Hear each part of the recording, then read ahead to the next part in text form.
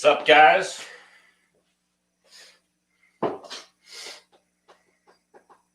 Get some people. How's it going, everybody? Hope everybody had a good New Year's and Christmas. What we're going to work on today is the EXB. We got, finally, the front differential input drive shaft cups came in for the EXB, so I can get that thing fixed finally and get the EXB back on the road. What's up, Dan? How's it going, buddy? We're going to work on the EXB and get the front differential fixed up on that thing. Also, any of you guys that saw, well, there's a couple different parts of the video coming, but I was down at the BMX park yesterday with the Kraton EXB up there, and I also had the Granite and the Kraton 6S down there. Broke pretty much everything I took down, but most of them were pretty minor, except the Kraton EXB, which was kind of somewhat major, when honestly it was kind of strange. On that landing you guys see in the video, the broke the rear shock. And I don't know if you guys see the video, the Kraton, it came down. I mean, granted, it was about probably 25 feet was the total height of that thing up in the air. But it came down, and it come down on all four wheels nice and flat, but managed to shear off the back shock, as you can see. And these are the M2C Racing shock shafts also. But it snapped off clear. I would have thought, I would have broke the shock end, something like that. But no, the shock shaft sheared off right inside. And of course, I can't get it out. So I had to order some of these. So I'm not fixing that just yet. But that'll be up here soon here when the parts come in. They're on order. They're going to be here in probably a few days. But unfortunately, the 8S is completely out of commission at the time. But what we're here to mess with today is the EXB, which is kind of dirty. But I got the differential torn out of it already when I was checking out to find out what was wrong, what was going on with this thing, trying to find out why the front drive shafts kept blowing out of this thing constantly. They were driving me crazy. I couldn't get any more than, a jump or two out of it, and the front drive shaft would blow out of it. But now it all kind of makes sense. But yeah, we're going to put the drive shafts cups on this thing. Happy New Year's, Dan. But we're going to work on that. Also, the Granite, or not the Granite, but the Big Rock, broke something in the front wheel down here on it. I got to figure out what's going on with that thing. I have a couple parts for the Granite. I think that'll work on there. But I got to take a look at the wheel on that. And also, the Kraton 6S performed awesome down there, except the wing mount broke, which I think was mainly just due to the cold. It was around like 42 degrees yesterday when I went down there. But plastics don't like the cold weather too much. Oh, that's awesome.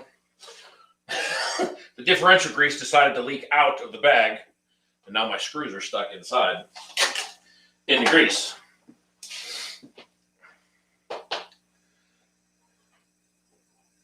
Grab a bottle of diff fluid.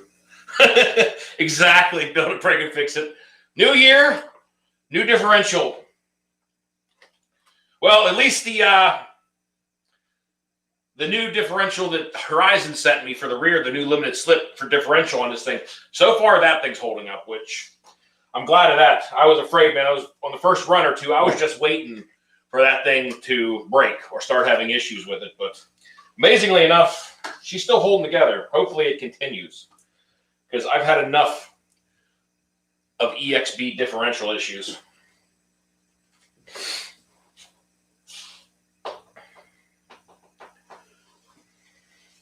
Well, we're going to tear this and get this thing pulled apart. These things aren't too bad to change. We'll get the new. Hopefully this cures the issue going on here. See on here the difference. Try and get this thing to focus. But the one here, this one is all just shredded. It's worn down on the lip going in. It's spread open more, and it's a mess. The thing is a wreck.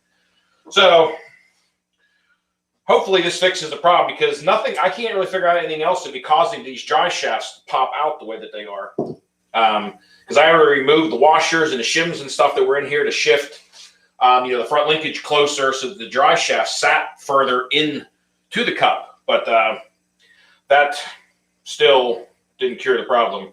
So I'm thinking this has got to be the only thing that makes sense at this point that can be causing it. Everybody have a good Christmas and New Year's out there.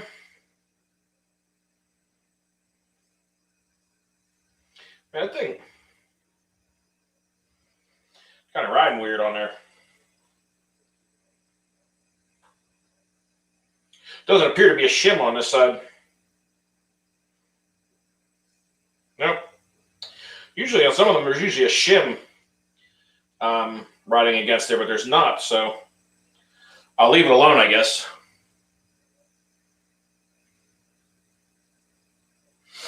What's the difference between the EXB disc and the V4 disc? I've never seen. I had a great Christmas, Dan. Thanks for asking, buddy. Glad you got it going. So what they changed on the V4, yeah, I know, the V4 disc, on my other Kraton, I've had no issues. But I also have the Hot Racing aluminum differential housing on that one. And I think that that's also helped it a lot because it gets rid of all that flex in the rear differential and keeping it from twisting and causing problems. But they went with I don't have the other one here, but on the EXB, they went with the spiral cut gears on them. They're also a little heavier duty gears. And obviously, they're limited slip. They put these limited slip plates in there, which was the first time they obviously tried doing that. And so far, I don't know, I can't say that yet because the one I have in there so far has been holding up. I guess it's just going to be a matter of time will tell at this point if it's going to continue to stay together. I hope it does. But that was the biggest thing. They went with a spiral cut gear to try to toughen them up, which they are. I haven't had any issues with actually breaking gears or anything like that. It's been all internal problems with this differential. I think with the first run of these, what I heard a lot about, I mean, there's been a million different stories of what was causing this. But they were saying that there was problems with the manufacturing of the housings, that actually the tolerances were wrong and the limited slip plates were not sitting flush on the bottom. They were almost getting kind of concaved in. And that was causing it because that was pushing your sun gear up, and which was causing a lot of issues with obviously stripping and ripping these things apart. But there's been a lot of different stories and a lot of different ideas on what's been causing the problem. Personally, I don't know for sure what it is, but you can speculate. Did you get any new toys? Did I get any new toys from Santa? I did not get any new toys from Santa. I'm looking at getting myself a new toy here soon. I'm kind of torn between what I want to get. I'm really debating between maybe getting the Typhon 6S, and some of you may not believe I'm going to say this, but I'm honestly thinking about trying an X-Max. Some of you know that I had, unfortunately, very bad luck with most of the other Traxxas cars I had. But I'm thinking about trying the X-Max. I see a lot of people seem to have pretty decent luck with them. They seem to be holding up pretty well for them. I've been watching Hardcore RC. Them guys, they just had recently got one. I've been watching them running theirs, and they've been having a lot of fun with it and having pretty good luck with it. So I'm thinking about giving one a try, but a little hesitant. This gear is always the fun one. Trying to get this out of here. I don't have enough needle nose pliers. They're not skinny enough. There we go. So this side, both sides of this is the front differential, mind you, but the gear side has two limited slip plates. It has a limited slip plate, then the little shim plate that goes between them, and then another limited slip. And also on the housing side is the same way. I heard some people saying that the new upgraded versions of these which I didn't honestly tear all the plates out of my rear one when I got it, but I heard a lot of people saying that the new version has, I think, 2 inside the housing and only 1 behind the plate, or it's vice versa. I can't remember which way it is. But I haven't had any problems with the front one, so I'm not going to change it or mess around with it. I know, man. A Typhon 6S, I have had a blast with my Typhon 3S, and I've always loved running that thing. So I figure, the 6S version, just a little faster, should be a pretty good time, I would think. It is, but every time. Seem to be on the same page. You're always working on your stuff in your garage when I am too. It's always crazy how it happens. Now I think this is the fun one. Yeah, this is the fun differential where you have to pull out the little grub screw on the side here in order to get the pin out to release the cup. Not a big fan of this because not exactly easy to line up to get out or back in.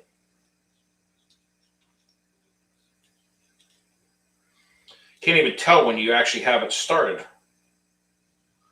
I know whenever I was trying to shim mine during all the initial issues with this thing, it was a nightmare.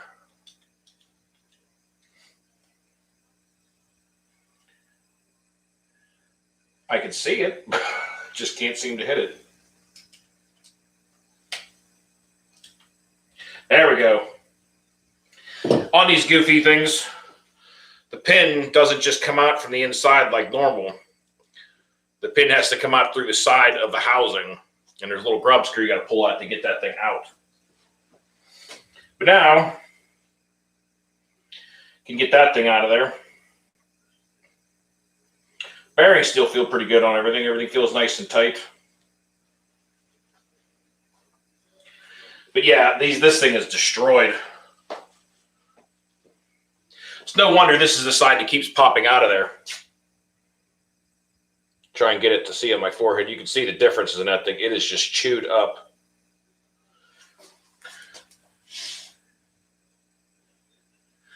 Adidas, I've been thinking about trying to do some sort of, speed car. I really have. And I think I might try some. I might even try building something out of something I already have at some point. But I haven't been as much of the speed person. I enjoy watching it, just haven't got into majorly, a lot of trying to build something just yet. Of course, I know if I probably did and actually built something, I'd probably enjoy it a lot.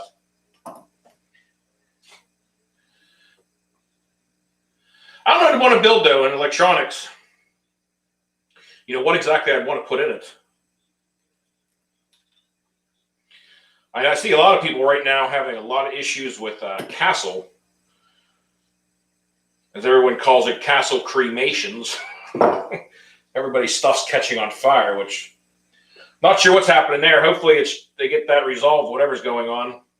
I personally don't have a lot of, haven't used it, so I don't know what exactly, or, people have been using them improperly, which is completely possible.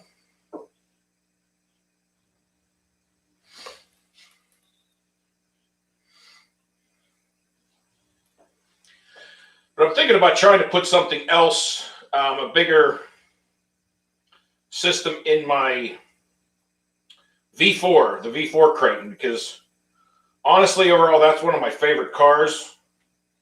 So I've really thought about trying to beef something up and put something a little more power in there. I just don't know what I want to put in there. Guys, have any good suggestions? Looking at the Hobby Wing stuff, and all that. Not sure what I want to do as far as motor. A lot of people talk about between the 1650 kV motor and what the other one was. Yeah, the Max 5 combo. Thinking about it. Man, I just cannot get this pin line back up again. This is what's always fun about these things. Just as I say that, it slides right in. What kV motor do you think would be the best in something like that with the Max 5? There's the speed man himself right there. See? Chris Woodward, CMW. I can't wait to see your Limitless, man, when you get these things finished up and take those things for a run. That thing should rip, man.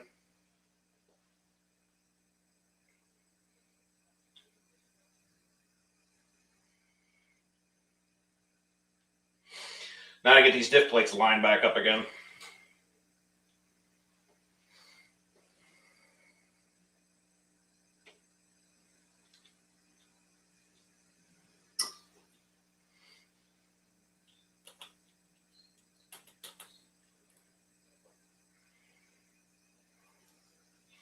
I've been watching all the stuff and your pieces and stuff, everything you're getting together for that build. It looks like it should be pretty impressive.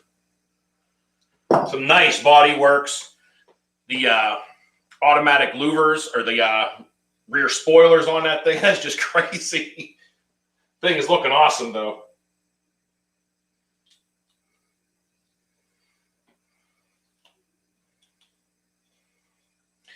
All right, well, I think we got them all seated. Everything looks to be in the right place. So now we can start reassembling it. It's actually getting warm down here in the basement. Now I'm going to crank the heat up down here a little bit, and now it's actually getting too hot. It's been snowing like crazy all day. I mean, we had snowflakes coming down. No joke, they were the size of a golf ball and bigger. It was gigantic snowflakes coming down all day for quite a while today. It was pretty cool looking.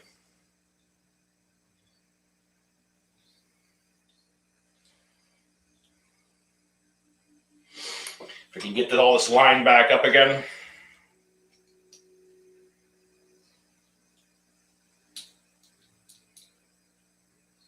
I have sore feelings when dealing with the EXB differentials. I had to look at.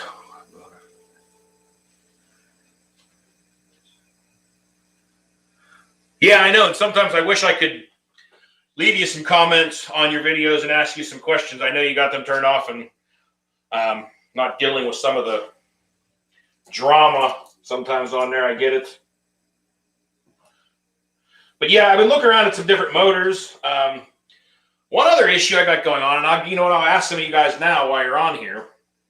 My Kraton 4S.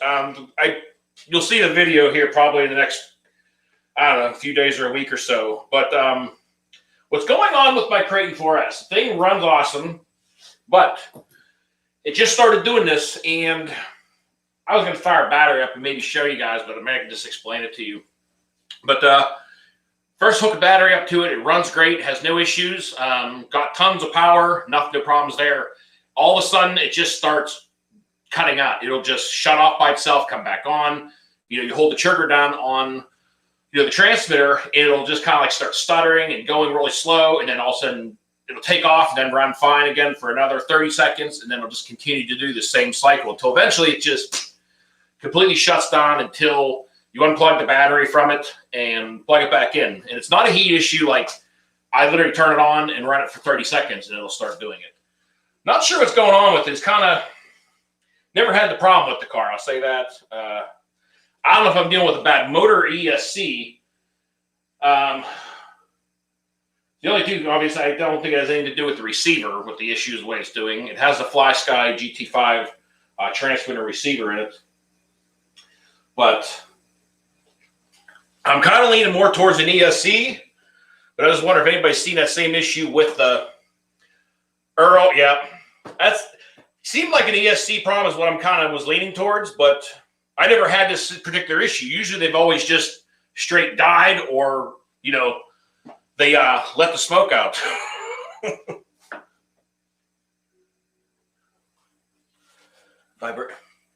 Vibration damage to the. Well, if launching it and jumping it and crashing it would be vibration damage, yeah, it would definitely have some vibration damage, that's for sure. But yeah, I'm gonna have to look around for an ESC. I don't know if I want to. That's the other thing I was debating, if I want to, just get another ESC for it, or if I want to try, putting a whole different power system in it. With the 4S, I'm not really sure what I'd want to use. I've had two of them in there cracking. Oh, is the internal, like the boards themselves inside of the ESC going bad? I've never honestly tried opening one up and repairing it. I mean, I'm really good with electronics. That's what I pretty much did all my life, is electronics repair, until I got into television. But I never opened one up to see if they're even repairable, honestly.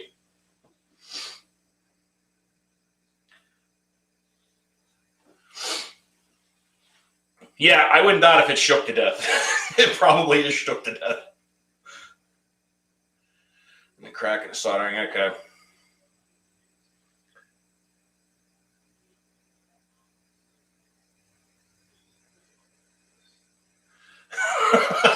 I appreciate it. Yeah, I know. Getting everybody to hit the like button as always. I appreciate it. Build a break face though. Well, I think what we're going to put in this thing for new fluid. I got the choice of earplugs, 1 million, and 100K. So I think I'm going to put. Wish I could remember what was in the fronts of these now. I'm terrible with remembering this stuff sometimes. Does anybody know at the top of their head what was normally stock in the front of the EXBs? But that's my choice. Is 1 million earplugs and 100,000. I think I'm going to go with 100,000.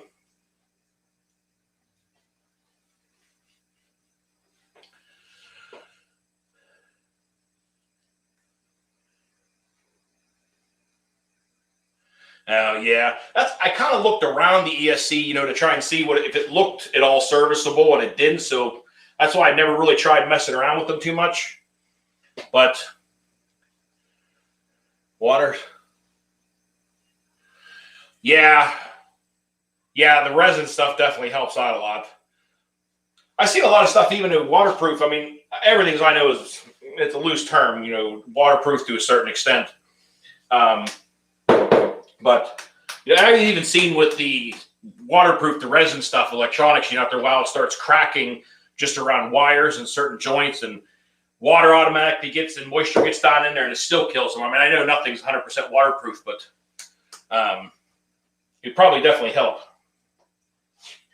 That's the first ESC as far as if it's water damage or it's just plain age. I mean, it's the stock electronics in the 4S, so I mean, it's no shame for it, really. I mean, it's been in the car, and the car's been beat to snot. I mean, I put 2 or 3 chassis under that thing from snapping the car in half at skate parks, so it's definitely been beat.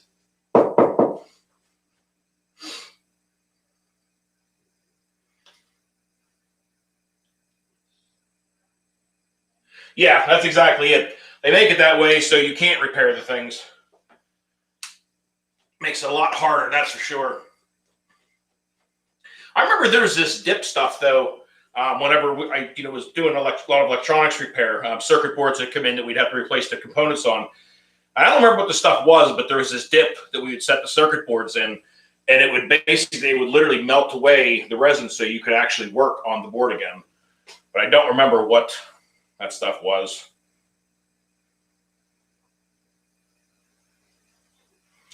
Let that settle here for a second.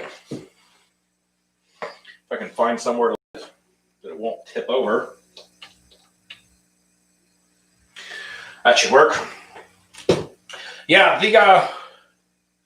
the driver's side front cup is in still really decent shape. It's in really good shape. And the side that's chewed all to hell is the side that was popping apart. So totally makes sense why that side was coming apart all the time. What's up, RC for all? Oh, well, they got to send you the fancy EXB stickers. Who out there has the EXB and the V4, and which one have you liked better? I have definitely had better luck with my V4. I've had a lot more runtime and being able to use it, with it not breaking and having weird issues. After I put the EXB chassis under my V4 and put the aluminum differential housing on the back, the thing's just been a total tank. I had no issues with that thing at all. What's my favorite basher? Trying to catch up with comments here and see, but talking to me, my favorite basher out of everything, honestly, overall, I would have to say the Kraton 6S, the V4. I don't have the V5, obviously, so I don't know about that one, but I'm sure it's pretty much the same thing. They just improved a few things. But it would probably be the 6S, especially for jumping and stuff like that. I mean, the Outcast, I love that thing. It's a blast, too. I'm just kind of liking, obviously, I have 3 Kratons, just kind of liking the longer wheelbase for, really launching them and jumping them sometimes. I just kind of enjoy that platform. The longer wheelbase just kind of, I guess, suits what I do a little more. But I mean, obviously the Outcast is more than capable of doing all that stuff too. It's just, the Outcast is a little more twitchy in the air, I guess, if that's the way of saying it. It just reacts a lot faster. So if you're looking for a little more slower, fluid movements in the air, it just seems like the Kraton's a little easier to control. Yeah, I know, Earl, I've been seeing a lot of stuff with the EXB too, and it's like, I was so disappointed. I mean, I had the V4 first, and when EXB came out, I'm like, it's going to be this truck, only even more bulletproof, with all this upgraded stuff. And that thing has sat on the shelf more than any of them. And I had to go with the differential locker in the back for the last almost 5 months, because I just got, as many of you probably have, just got the new upgraded rear differential for these things. It took them 5 months for me to get it. I mean, I understand that you got to make parts and things are going on, but I'm sorry, but if you're just getting into the hobby and you go and buy one of these things, and all of a sudden you got to wait 5 months after just spending, $800 to $1,000 between the car and electronics, and now you got to wait 5 months before you can drive it again, I'd be pissed. Luckily, I was able to just go get a differential locker or have other cars to run, but I know that differential just kind of turned into a massive headache for them also. What's up, Jessica? How you doing?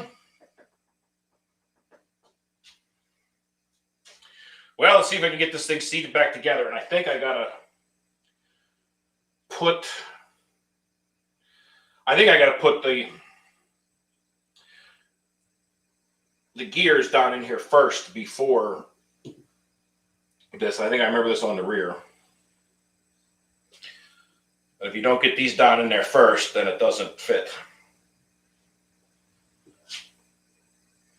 And I remember this was a pain on the back.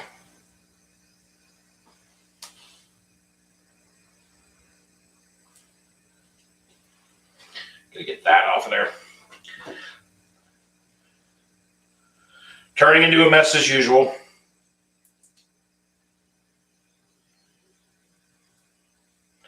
The first time I tried to put this thing together, I was used to the other style diffs, the open style diffs, and just being able to stick the sun gear attached to the, your spur and everything down there at one time, and it does not work. It has to go in pieces. At least that's what I found. There might be another way, but I haven't been too successful at it.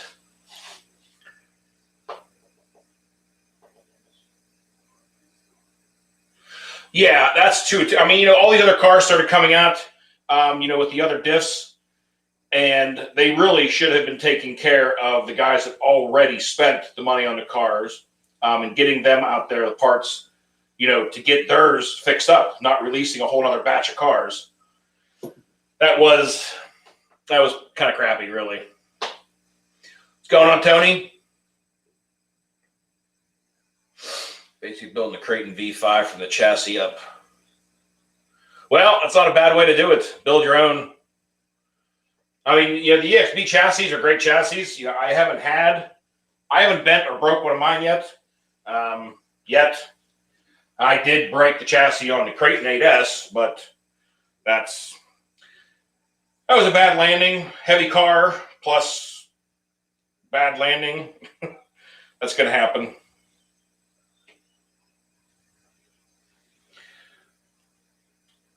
I think it's all together. I think I actually got the holes lined up the first time too.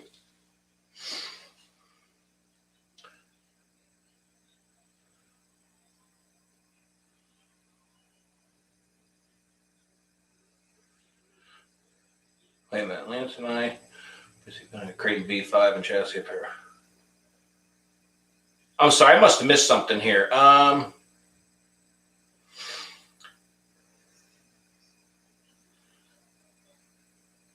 You're dealing with Kraton nightmares? I get the V5 disc or EXB. I got a V5. Oh, I'm sorry, I did miss some of the conversation went by. I apologize. Taking me a second to catch up here.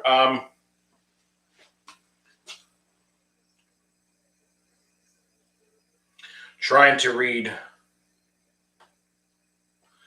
All right, so you're buying the diffs you recommended. Get the V5 disc or the EXB.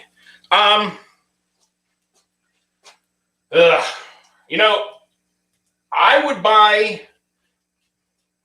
I mean, personally, if I was doing it, I would buy the V5 disc without the limited slip, but I would get the spiral cut gears from the EXB. That's probably what I would do. I mean, Earl, you got probably more. You got more experience with this even I do. So, is that kind of what you would suggest too? I like the spiral cut gears. They definitely seem to be holding up really well. But I personally, on another car, I would be avoiding, just because of my own personal experience, I'd be avoiding the limited slip differentials. But yeah, scroll back down, stuck up top. All right. Yeah, I like the gearing. I like the gears. I like the spiral cut gears on the EXB. I just don't like the limited slip. So I'd buy everything else from the, V4 or V5 discs, and then just, use those gears. I think you'd be pretty happy with it. And if you're going to start from ground up, you replace everything. You are putting the aluminum differential housings on them, at least on the rear.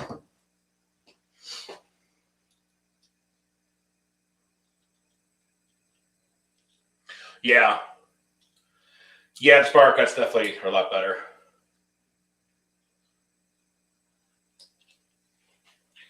Well, it feels nice and smooth.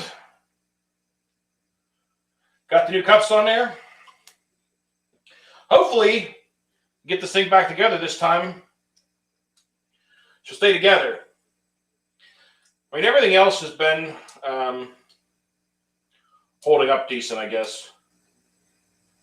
It's just I have never had the differentials out of a car so many times in such a short period of time for one reason or another. And I don't even know why this one kept popping out in stripping. Like I said, from one of you guys, I don't know if he's in here or not, but Alden Koss, he's one I first talked to him with the Outcast, suggested as soon as I got that thing to make sure I removed the shims from the top of the A-arms from the pillow balls to shift, that in there to basically tighten up and push the drive shaft tighter in there. So I did that, and ever since doing that, I had no problems with the drive shafts popping out, but then it just started up on this one out of nowhere, and then it started stripping them out, and obviously got them all jacked up. So, well, I think we're ready to put this differential back in there again. Feels nice. All the bearings feel good. All the teeth, though, are in really nice shape on it, too. For the use that the car does have, I've beat on this thing fairly well. And, overall, I had no problems with, shock towers, chassis, braces, or anything else. I haven't even broken an A-arm on this thing. But it's just been mechanical stuff between differentials and all that giving me all the issues.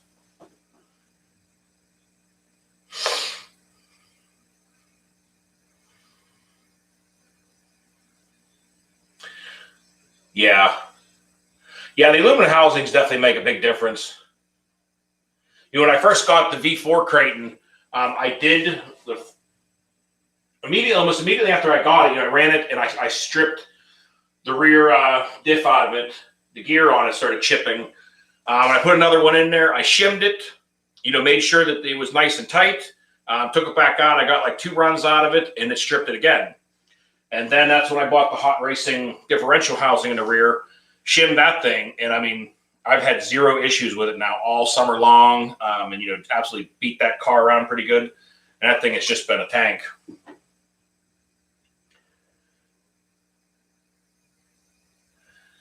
Make sure you aligned.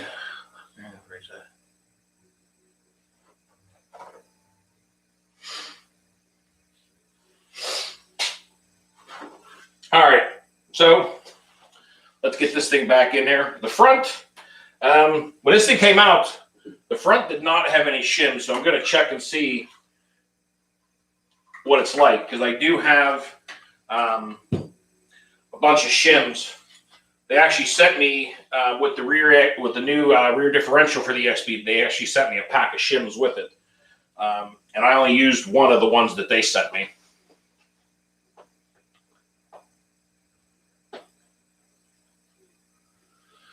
So you had no problems with your V4 at all? No problems with the diffs or stripping gears or anything like that either, Earl?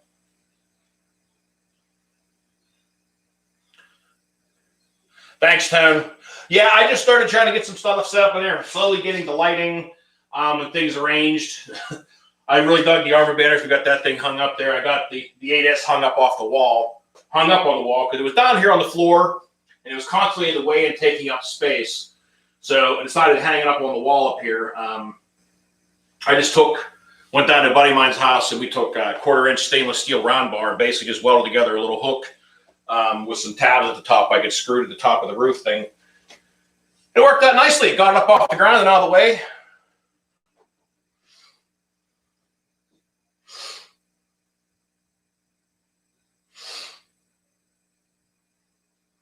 Nothing like a V4 at all. I ran oversized tires as well.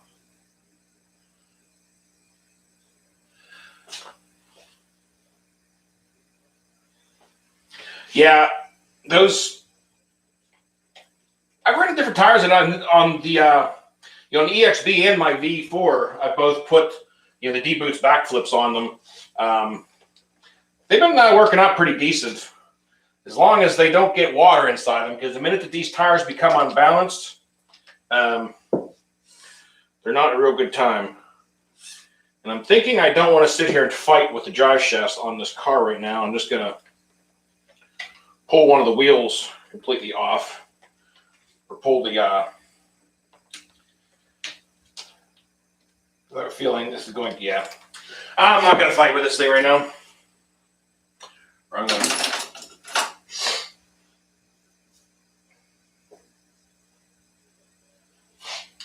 Have it. Oh yeah, yeah. I've been thinking about changing out the pillow balls or the can't think of the name now. But anyway, changing out, putting the aluminum ones on this thing, the front pillow ball retainers, and trying those out. But I haven't had a lot of issues with ripping mine out of them. I see some guys who have a lot of problems with ripping them out through the plastic and the plastic cracking. And I even had an extra set of these just for that reason, but I've never broken one yet, amazingly enough.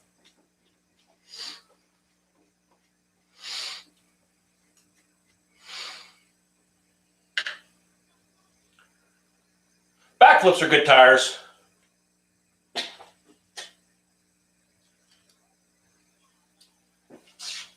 Those copper heads that came on the V4 and the EXB.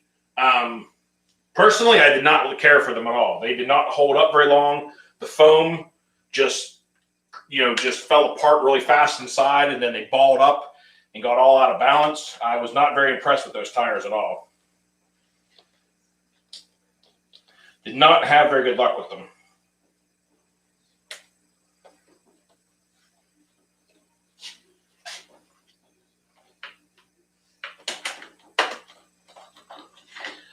There we go. Let's see how this.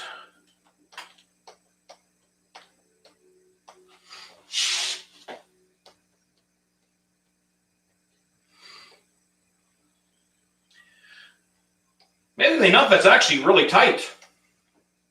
There is no play in that front diff at all, with just no shims, which kind of surprises me. Miracles do happen. What's the...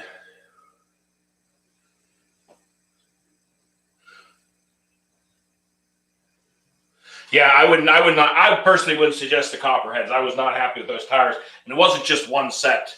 I had a set that came with this. I had a set that had on the V4, and then I also had another set that I had ordered. And all of them, I didn't even get a whole summer out of all 3 sets of tires on the 2 different cars. They immediately, they wore down fast. The foam's crushed, and they became really out of balance really fast. I think somebody else had just asked, what's the difference? The V4 versus the EXB.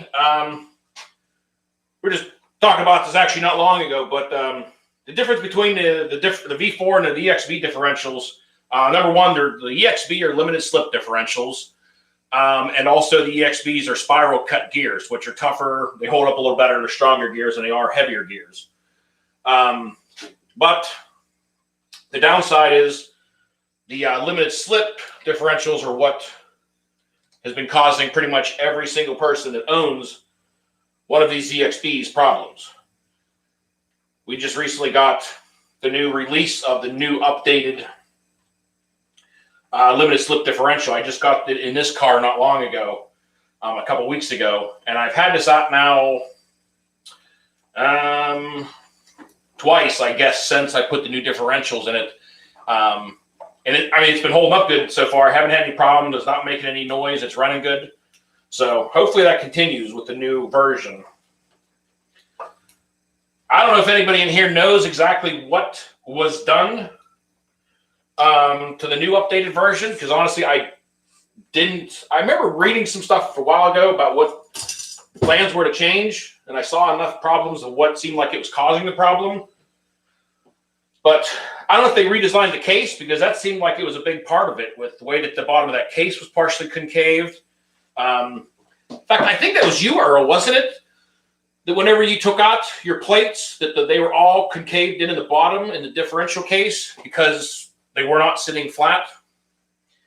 I might be mistaken, but I thought that was you. I remember seeing had that issue. Will I buy a V5? I might. I think first I'm going to get the next car I'm looking at, I'm pretty sure, is going to be the Typhon, the 6S Typhon. And then after that, it's probably going to be fair game.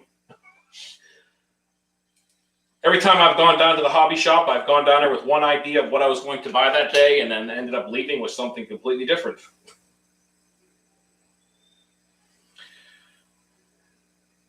In fact, I think the last time I went down to buy the Typhon 6S is whenever this thing was first released, because I went down to the hobby shop, and this and one of the Typhon 6S's came in at the same time at my hobby shop, and he was showing me this thing, and I decided to buy this instead at the time, which in hindsight, I probably would have had a lot less messing around with differentials if I had just bought the Typhon.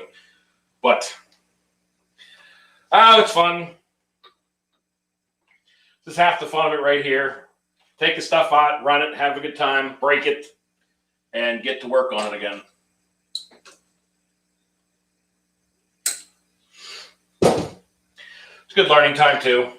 The more time you tear into stuff that you're not familiar with and get to mess around with it, the more comfortable you get working on the cars. And, whenever you do break something, it's like, that'd only take, 15 minutes to fix. I remember the first time I broke a chassis on my, I don't know if it was on the Senton. I think it was one of those. I broke a chassis on the Senton, and I was like, oh my God, this is going to take forever. And the first time, I took my time, figured out how to do it. And now I swap chassis over on, the 3S line. And if I do it quickly and nonstop, I can change them over in like probably 15, 20 minutes.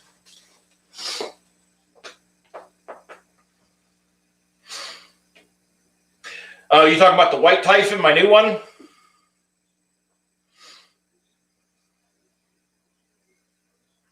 The difference between the Typhon and the Kraton discs? You know what? Honestly, I can't really answer that question. I'm assuming that they're probably going to be the same as like any of the other 6S line, but I haven't verified that yet. Now if I can just get this front housing to snap down on the way. But I think they're just the same because it's the same. It's the same, electronics, same basic setup as all their 6S line. But the Typhon is such a stable, great jumping platform. I mean, that thing. This car is one of the most predictable cars in the air. That especially when I first got this thing. I mean, it's just a blast. And overall, you can jump this thing, and it's so stable, flat, and easy to control. Really easy to control in the air.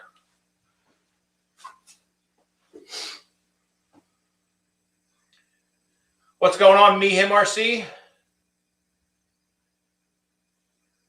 You're not a Typhon fan. What all Typhon platforms have you had before? Have you had bad luck with them, or just not a fan of that type of the buggies? Earl. So you know who I was talking to.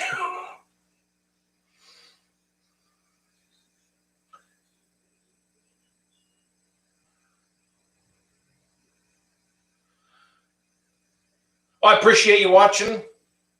Oh, Earl. Okay. I wasn't sure who you're talking to. My son's car.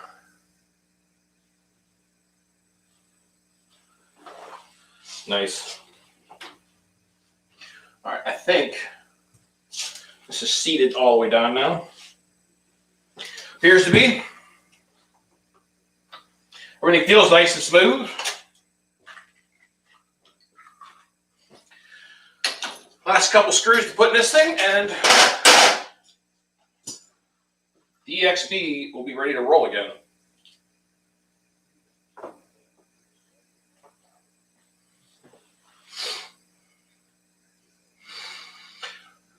Just a type of buggy.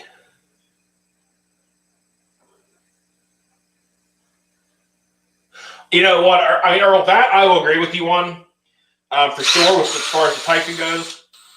That's the issue I've had with all of my 3S cars, especially down at the motocross track. Yeah, the BMX track and skate parks and stuff like that, I think would be a great place for 3S cars and, the Typhon 6S. But that is an issue I've always had down, especially the motocross track, is the ground clearance of them. It just isn't there. And the Typhon, I do gets hung up and stuck in the ruts down there and on big chunks of dirt. I definitely have had that issue a lot with them. But I think if I were to get one, the Typhon would probably be, the 6S would be a lot of fun down at the BMX tracks. I think it'd probably fly pretty good down there.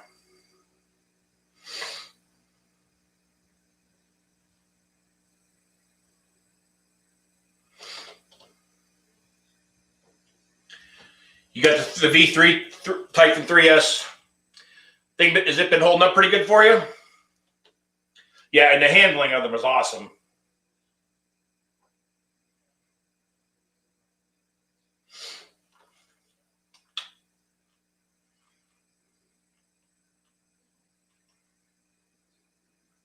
Yeah, the Typhon 6S, I just see, watch people using those things, and I mean, I was just thinking that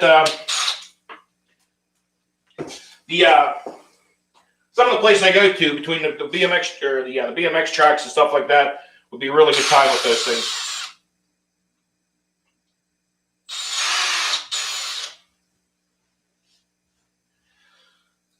But like I said, I've also really been thinking about trying an X-Max, and I don't. Sometimes when that word comes out of my mouth, I'm partially disbelief myself.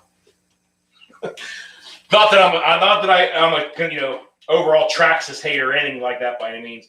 I just had bad luck with many of them. But I think the X-Max is one platform that I think I might be a great vehicle for, especially for some of the areas and the stuff I like to do. It'd probably be a great truck down at the motocross tracks and stuff like that. I think it could be pretty fun.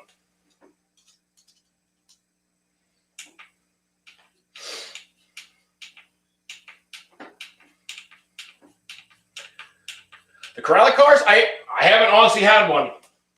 I've never ran one, so I don't know. Aren't those the ones that are kind of like they use a lot of the same looks as all the Arma vehicles? Is it that company? I think it is.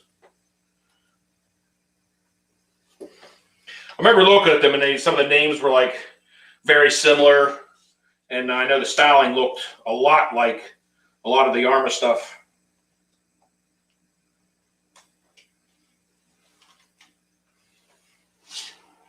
Now I just got to try to get this sway bar hooked back up again.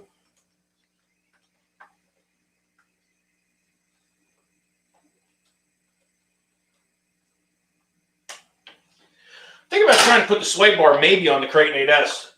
Talked to some people that had put them on theirs, and they said they really liked it, but I haven't tried it. I know they gave me all the attachments and everything for it to put it on there. I just haven't put it on.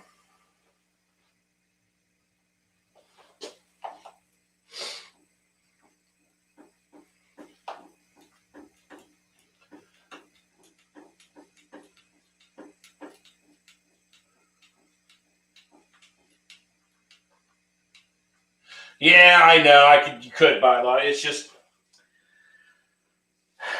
trying some of the other vehicles, and it's the only thing. It's like, as far as another 6S car or an 8S car, you know, I don't know what I'd want to get other than the Typhon at the moment, just because I want to give that thing a try. But as far as anything else, I don't know. Kind of curious to see. I know some of the people do not like the 4S line, and I know supposedly Arma is going to be re-releasing the Kraton 4S sometime this year, I do believe. So I'm kind of curious to see what that thing's like. I mean, honestly, other than the differentials, there's differential problems, isn't it? The differential problems I had with the 4S when I first got it. Other than that, that thing has been a blast. And the car, for the power to weight ratio of that thing, the car just flies and jumps really nice. But now I got the issues with, from what it sounds like, a bad ESC. So I'll have to get either a whole other combo in there or just order an ESC and change that thing out. But kind of going back to that, guys, does anybody think it's possible that a motor could be causing that problem? I mean, I know usually motors are either good or they're bad. You know, if they start to break or a bearing blows inside, you know, you'll tear up your windings inside. But I'm just kind of wanting to find out and make sure that, you know, if I just got to order an ESC or something for it, that, yeah, it's probably the most probable case of what's going to fix it. Because it's definitely got some weird stuff. I think another thing I'm thinking about doing right now is getting rid of this. You know, I don't know about any of you guys. This thing is a pain in the butt. It always comes unplugged, and I don't run 2 3S lipos in this thing ever. I don't run anything but the 6S lipo in this thing. I've done it to my Outcast already, and I think I may have done it to my V4. No, I still got that one on there. But I think I might cut this out and solder this back together and get rid of this goofy plug. Because the last time I had it out, that thing kept popping apart and coming unplugged on me. It drives me crazy. Having your battery come unplugged is a problem enough, much less having a separate plug sit there and come out all the time. So the Dementor, see, I remember that name, the Dementor, but a terrible platform with great parts and cheaply made. Yeah, and I noticed some of the price of those Corralis, you were up there at the same price, almost the same price as the Armas. Yeah, I'm going to get rid of this thing. think I might get rid of all of them because it's always a pain. It always comes unplugged on me.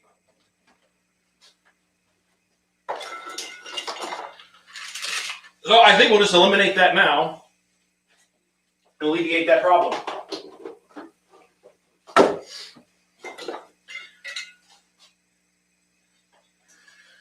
Tonight was a good night to work on some of this stuff, get a few things fixed up. Been a lot of stuff going on between holidays and work stuff. I'm home here for like another couple more days, and I got to get out to Miami for a week. So, trying to get everything done I can get done now before I leave town. I don't have any larger red anymore. Oh well, blue it is. Oh, I only need one piece. I'm only cutting the wire. I'm not doing a plug.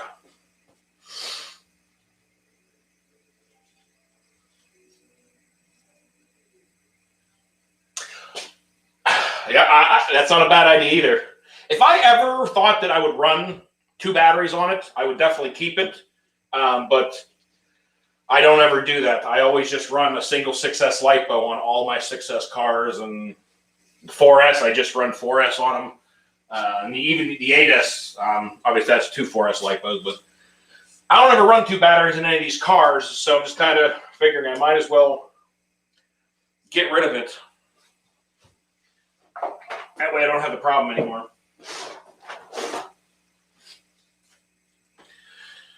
Get a little soldering going on here.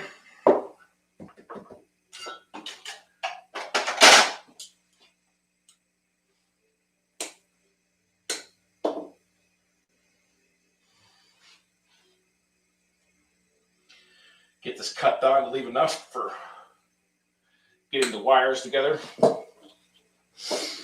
But yeah, super gluing is not a bad idea though. If you do, tell me you have a car that, you know, you think you might run them, that would definitely be a great idea actually. At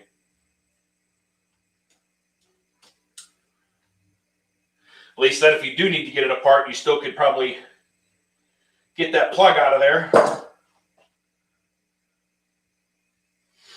So, should be enough wire. What about any of you guys? You asked me, but anybody else get any new toys for Christmas? Anything new or exciting you're working on or building?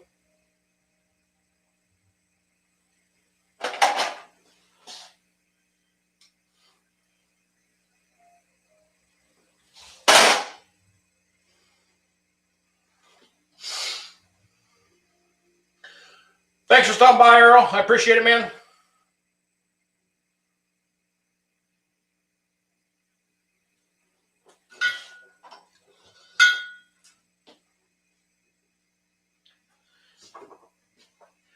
Yeah, later on, if I ever needed to, I save the connectors, and I have a whole bunch of these in there. If I ever needed, for some reason, to put a dual connector system on it, I could just do that.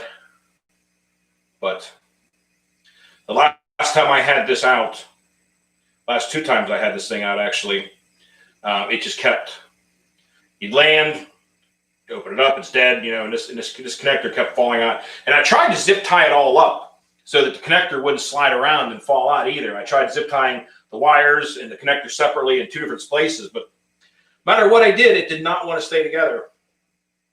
And that plug would constantly fall out. A couple times I almost lost the thing. But this will work for a while. Trying to get this thing nice and hot so it seeps through. Looks beautiful. But I'll hold on to that because you can see this thing, as many times as it has been in there bashing around, it's busted the connector. This part's broken. There's a hole in that side.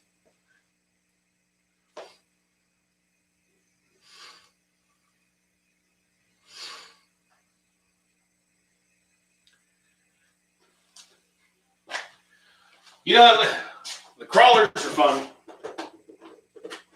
I enjoy taking the crawler out occasionally. It's nice to just kind of go out and cruise around. More fun, you just kind of go out places in the woods and find, areas out there, in nice areas. That's why I like going down to the parks and places like that with a crawler and just going out on beautiful days and having fun with that thing. It's always fun.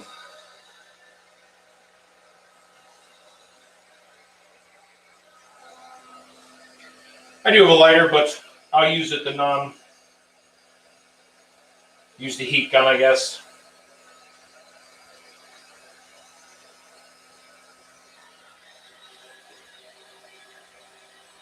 It just takes a second for this heat gun to get warm enough to actually melt the stuff down fast enough.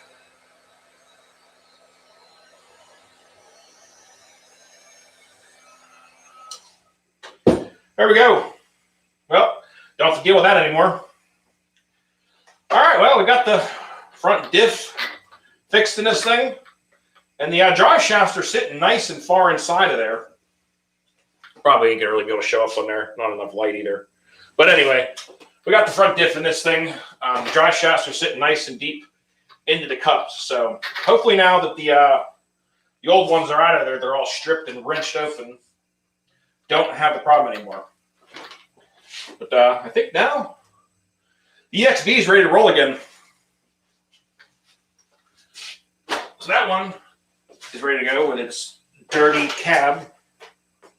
Thought I washed this thing. I don't know what happened to the roof of this thing, but it's a mess. So the other issue I got going on, maybe we'll work on the big rock next. This shouldn't be too major, if I have the parts, that is. But the big rock, had done at the BMX track yesterday, and video will be coming out with that thing too. It was a fun time down there with this thing. But finally, I did actually break something on the big rock. You guys can see that front wheel there. Things do not show up very good on camera sometimes. But anyway, this wheel was all towed out really weird.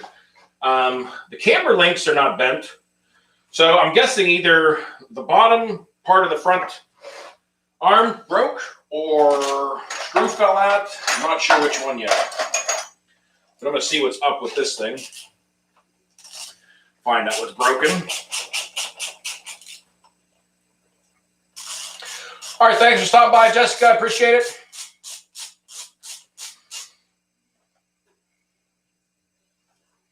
Yes, I know, right? I broke the big rock. Kind of. I don't know how bad it is just yet.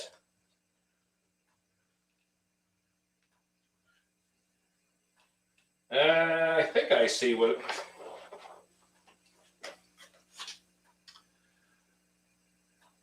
Oh, it broke. I think I have... I'm going to see if I have one of these over here real quick. I'll be right back. I'm going to look on my park shelf over here. Because I did have one of these, I think. The steering block. But I don't know if I have the right side. Because I do not. Of course, I have the wrong side. Because this is for, yeah. So I have the passenger side. I don't have the driver's side of it. So I guess I'll have to get a steering block for this thing. But that's what it looks like happened to it. The bottom part of the steering block is completely blown out because this is just completely falling in and out of the bottom. So I'll have to take a look around and see if I have one of those. I don't think I have any in my old parts bin. Sometimes I keep certain things I rip out of other stuff. I have extra pieces. I have saved a few things. Oh, wait a minute. Which side is this?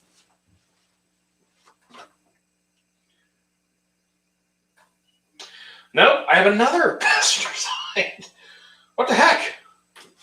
Apparently, that side is the only one that breaks. Because that's the only one I seem to find. I have a new one of those in a package. And I have one sitting here rolling around in a drawer. But not the one I need. Look at one last place here. Well, I guess I'm not going to get that thing fixed. I also had one of the C-hubs. This is what I initially thought I broke, that was broken on it, but that looks like it's in one piece. It's actually the other part. So I'll have to get one of those ordered in, I guess. I don't think I have any other ones floating around here. Oh, wait a minute. Maybe I do. I got too many bags of parts. I do have one. All right. Well, I can get the big rock fixed up. Now there's going to be another bag with the same side missing out of them. So if anybody needs the passenger side steering block, let me know. I got 3 of them sitting here.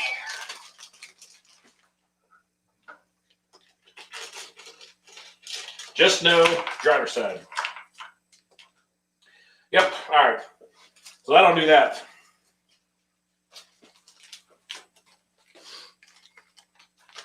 What's up, Neves? How's it going, buddy?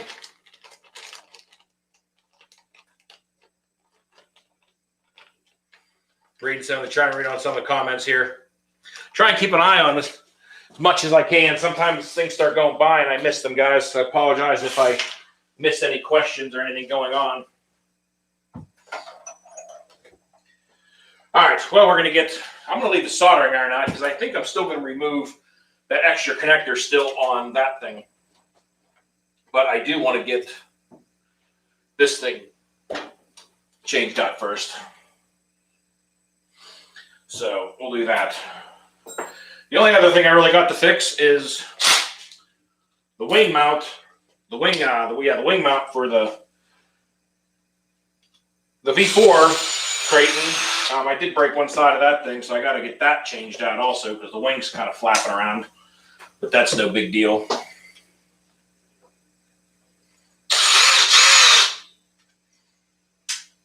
We don't have to remove all this, but just makes life a little bit easier.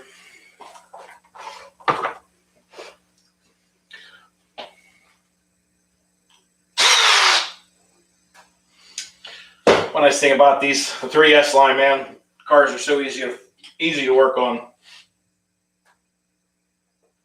Definitely a big difference compared to the 6S and the 8S cars. Wow, that thing does not want to come out of there. What can I tap this with? There we go. But honestly, actually, the Kraton 8S, the first time I tore that thing apart, when I had to change the chassis out on that thing also, I was kind of, I was definitely taking my time and was a little bit more concerned about it. Really thought that it was going to take more time. It was going to be harder, but it was pretty easy to work on. Honestly, I was surprised. But I think I was even taking my time with the Kraton 8S when I changed the chassis out on that thing, and I still think I had the whole thing done, stripped on and changed over and completely ready to go again in around, I don't know, about an hour and a half, somewhere right around there. So it wasn't too bad. I know most of the time when you're trying to do this, you're not really in a hurry. Because usually when you hurry, that's when you make mistakes. Yeah, the C block is fine, and it's all in one piece. It's just the bottom part of the arm here. You can even see that. Snapped off, 2 pieces. So, not too bad. So we'll get this swapped over here now. Is there even a... Oh, there's a grub screw in there. First, I couldn't even see it. It didn't look like there actually had a grub screw in that thing.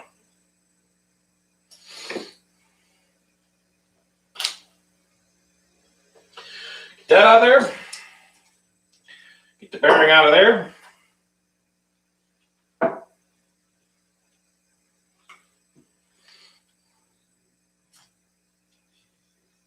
All the bearings feel nice.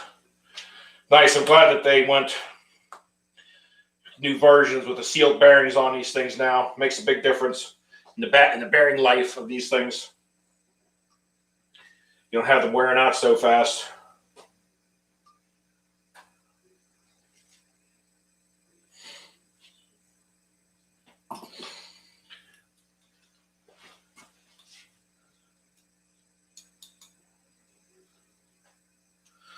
Said your servo die. They are starting to make upgrades. Oh, hold on. I'm just trying to make sure I'm reading the right thing here. Yeah, I know. There wasn't many upgrades and stuff. I've been looking around and stuff for the 3S, but like Dan said, they are starting. I have started to see a couple things. I was looking around on RPM, waiting to see if they make A-arms and stuff. But honestly, I've been amazed with the A-arms that come stock on this car are really tough. I mean, anybody that's seen this thing, a few of the videos I had to stop at the skate park, I mean, this thing just really taking some hard hits. And I've been amazed that the A-arms have been holding up awesome on this thing.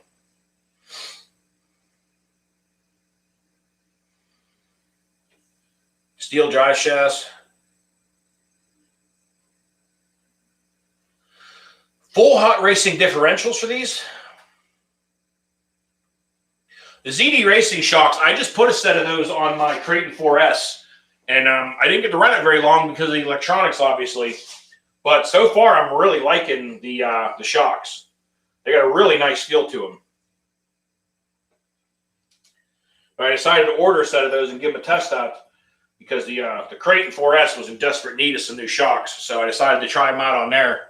And they fit perfectly. The only thing you needed was, I don't know where I got that, the axial bushings. At least that's what I found worked best. The axial rubber bushings fit perfectly in the top of the ZD Racing shocks. They worked out perfectly. They fit in there nice and snug.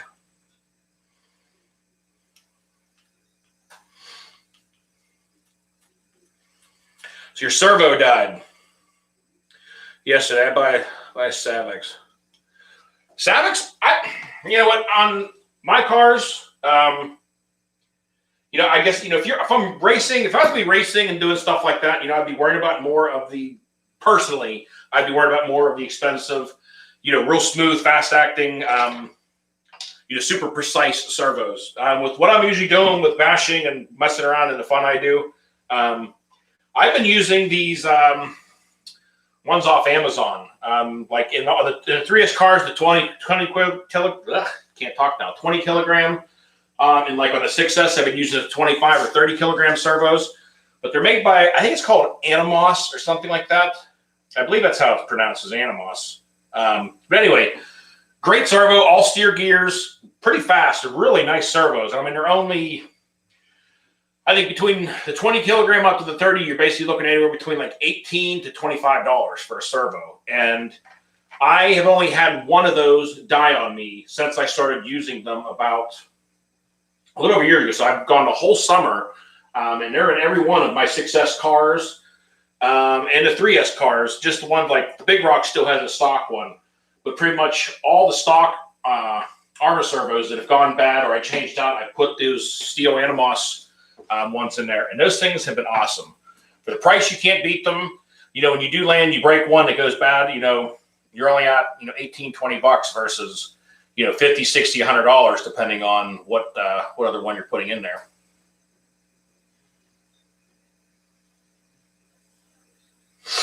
Z area above.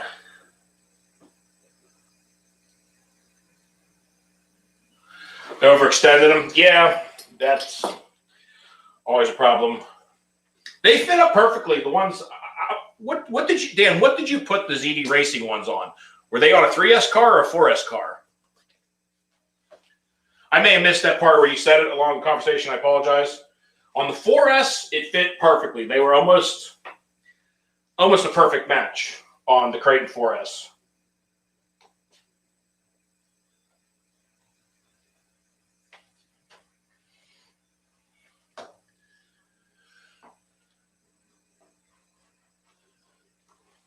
Try to get this pin to slide in a little easier this time. So as a side note, guys, this WD-40 carbon throttle body cleaner works awesome on degreasing parts and different stuff. However, don't use it on clear plastics because it will fog it lightly. Any of you guys that watched my painting video, when I painted this thing, it strips the oil off immediately. Luckily, because it was white, it didn't matter. But it does leave a very light haze that does not come off of plastic. So if you ever use that stuff, just keep that in mind. Just figured I'll let you know. But since I painted this body white, it blended in just fine. So you tried them on the 3S and the 4S cars? See, when I put them on this Kraton back here, I have the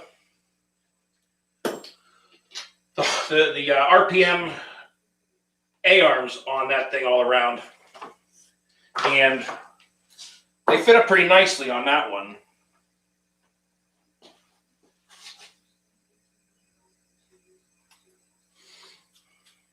Almost got this thing back together.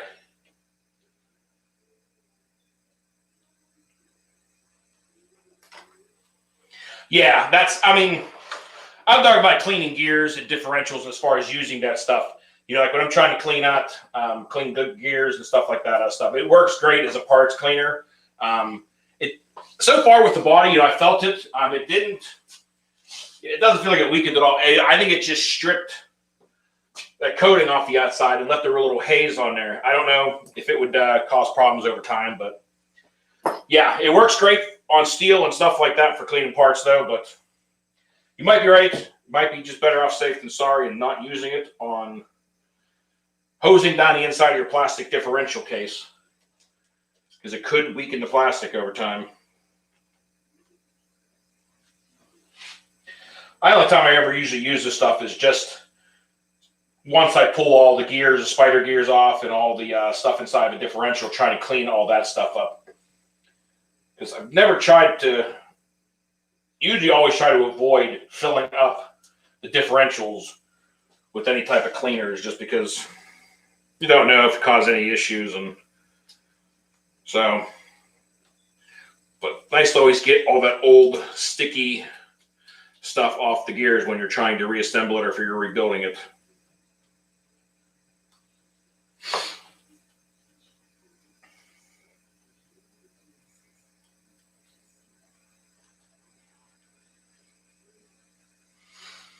Yes, the plastic universal joints.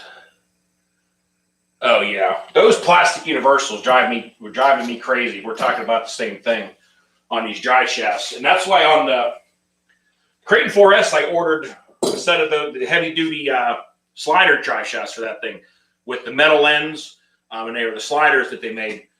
And ever since I put those on the Kraton 4S, I've never broken another one of those. Those things have been holding up great.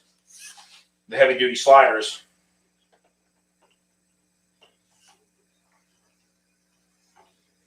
I'm wondering if something, I guess it looks straight. Almost seems like something still looks slightly bent on this thing. I have to take a look at all the tie rods real good. Make sure none of those are bent. It took a nasty hit. I was down there launching it off of the, you guys probably see if any of you guys watched the Kraton 8S I just had down to BMX track off that high wall on the berm. I was launching this thing and it came right down from, you know, the 20 feet plus mark up in the air and came right down on this corner. So, I mean, it's no slouch on why it broke. It taken some hard hits.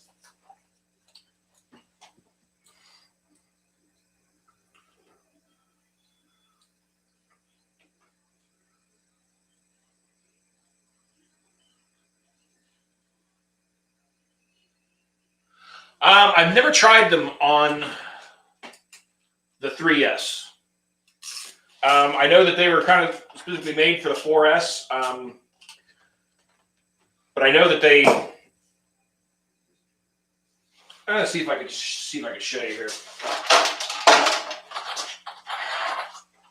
I'm pretty sure that they would not fit. Try and grab a light here so you can see these things. It's probably going to look terrible. But at any rate, these slider shafts, they're steel on the outside on both ends, and they are hooked in the same way with a pin, but they, I do not think that these would work on a Typhon. I'm going to kind of put them side by side here, even on the Big Rock.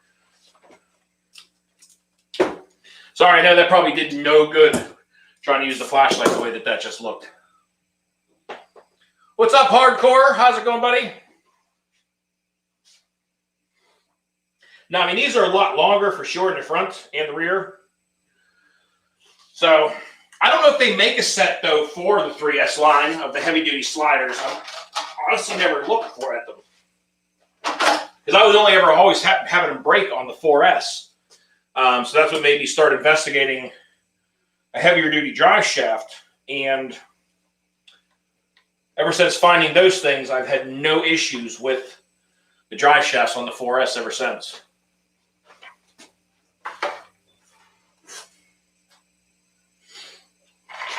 For some reason, something doesn't look right.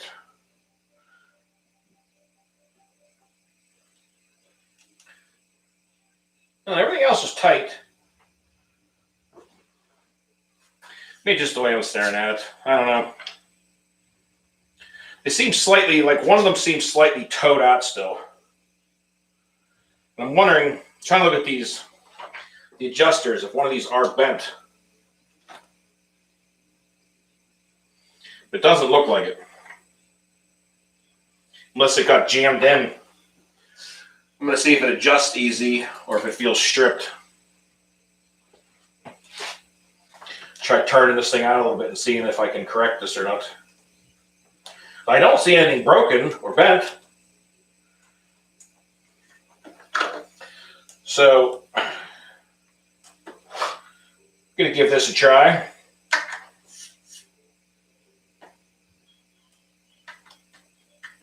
Who else has the problem of always trying to turn these and you immediately turn it the wrong way the first time?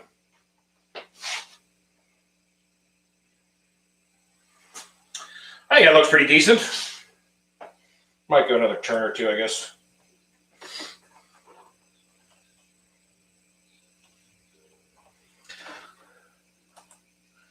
How's it been going, hardcore? There we go. That looks beautiful. All right, well, granted it was the easy enough fix. Got the front fixed up on this thing now. Slowly getting them all back together. Tell you one thing, the BMX part is a lot less brutal than the skate parks are, that's for sure. You always manage to break something in any, down there, but not quite as bad. And that BMX track down there, it was pretty nice. I mean, it was a little muddy. It was definitely on the soft side down there. It was with all the snow and rain and everything else that's been going on, but it was a nice day down there. It's always such a gamble going down there, though. It's over an hour away from my house. And it's always a gamble going down there, especially during the summertime, because they hold BMX races down there on a regular basis. And I don't know how many times I've gone down there trying to get out and have some fun and use the cars. And they're using it for what it was actually meant for. Can you imagine that? All right, well, we're going to get rid of this one, too, while we're at it here tonight. Because I'm tired of these popping apart.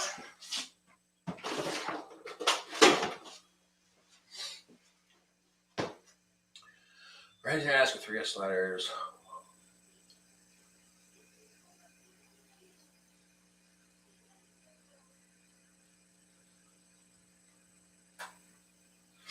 What was wrong with the EXB? What I was doing with that thing tonight was replace both of the front differential drive shaft cups, the input cups on it.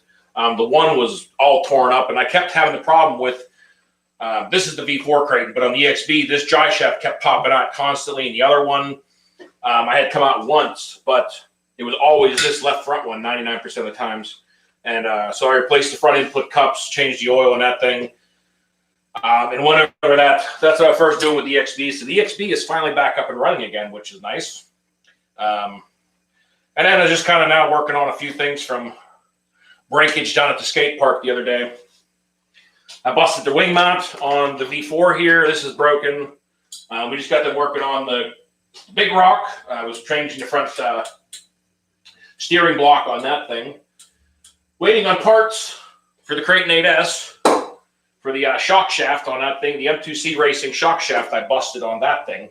That whole thing, like I said, if you guys watched that video or not, That car came down pretty much perfectly flat on the ground. And I mean, for that shock shaft to break really surprised me.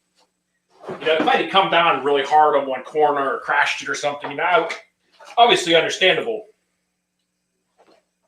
But the way that it broke was kind of strange. And I did email M2C Racing yesterday, and they wrote me. They got back to me this morning. Sorry, just look at this. How much does an RC car cost? Well, it depends on which RC car you want. How big a one?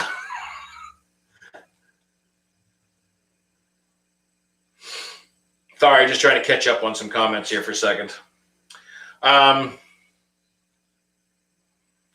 yes, Jack, exactly. The very you can get one for $50. Heck, you could probably even get one for $25 at Walmart. But that's not an RC car. No, it's, depending on RC cars, obviously the big thing is being able to readily be able to repair, rebuild, and upgrade them. Is the important thing. So I see so many people do, and they go and buy really cheap cars that you can't get parts for, and it's a shame because that's what ruins, I think, a lot of people for the hobby. Honestly, they go out there and they buy a really cheap car. It breaks, they can't get parts for it, or they try to get parts for it, and have a lot of issues. So it's definitely worth spending, a little bit extra money for an actual hobby grade RC that you can just go down to your local hobby shop or get on Amazon or eBay or whatever you like to do and order the parts for it and repair the thing. So it's definitely worth the money, especially if you're just getting into the hobby.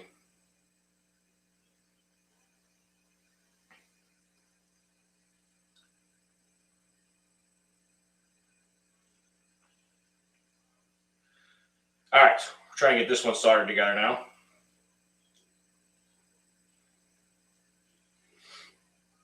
Been having enough of these plugs coming apart on me constantly. And I've been wanting to do this forever, and every time I'm usually down here working on the cars, I fix what's wrong with the car and then forget to do this. This is kind of a perfect moment to finally do this.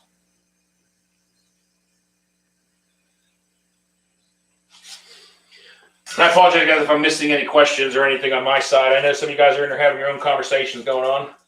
It's cool. If there's anything particular you're asking I'm not answering or haven't answered, if you feel free to comment again so I can read it here. I'll let that cool down a second.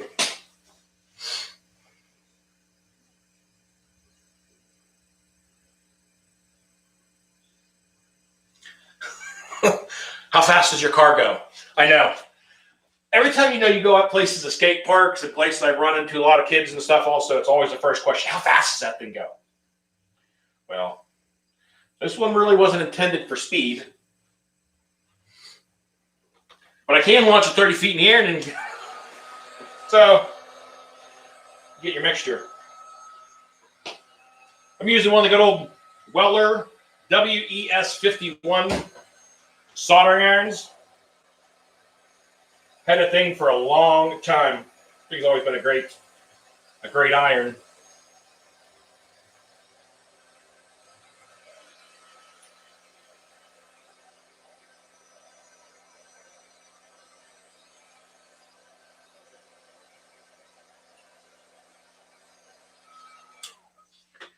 All right, we can shut that off now.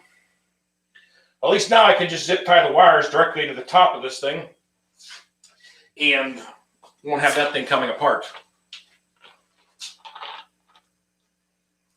Yeah, if you start talking about going slow, yeah, they get bored real fast. All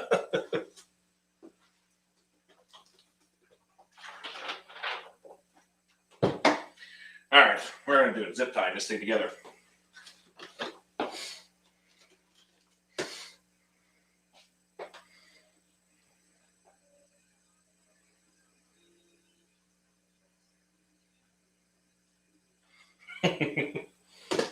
Rocky, what's up, man?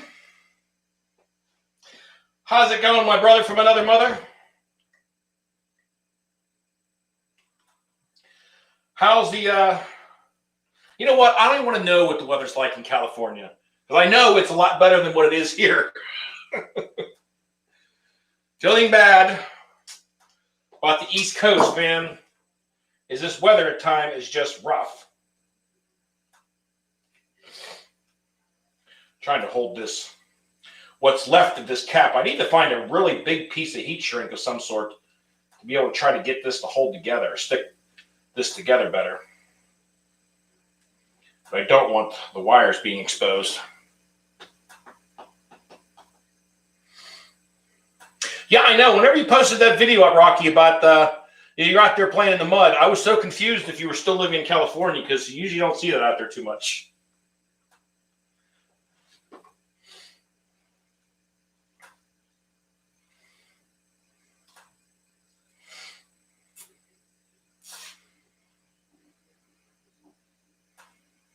Yeah, I know. You guys basically trade out fires for rain. We have rain, you have fires, it seems like, and we get floods and all that kind of good stuff. You guys get the fire side. I have a bunch of some coworkers that live out there, in, out near LA, and a lot of them have personally, firsthand, dealing with the fires and the problems going on over the last summer, or 2 years, really. It gets pretty crazy out there with the fires, for sure.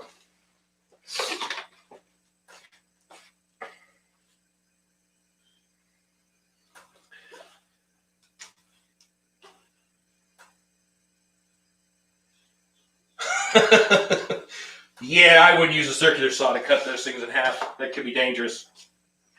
Or shorten them down.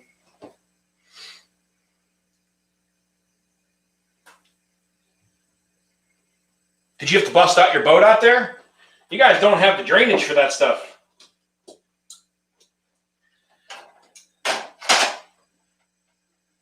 All right, well, we got that thing zipped up now. I won't have to deal with that one coming apart. Just one now. But the V4 Kraton, I don't think, other than this wing being broken, there's any other issues going on with it.